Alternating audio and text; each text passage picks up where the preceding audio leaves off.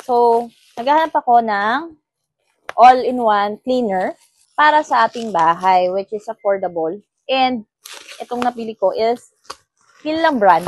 Ito is bagong gagamitin namin, which is pang all-purpose na clean.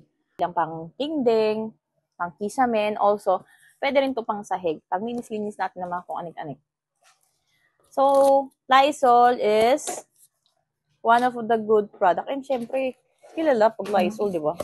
At ang bango. To, naglilinis yung asawa ko, kaya magagamit na namin kagad to. Wow, sealed na sealed naman pala. So, talaga mabango lang talaga siya. Ang kanyang scent is lavender. Ang bango niya kasi. Kaya akala ko kanina may leakage.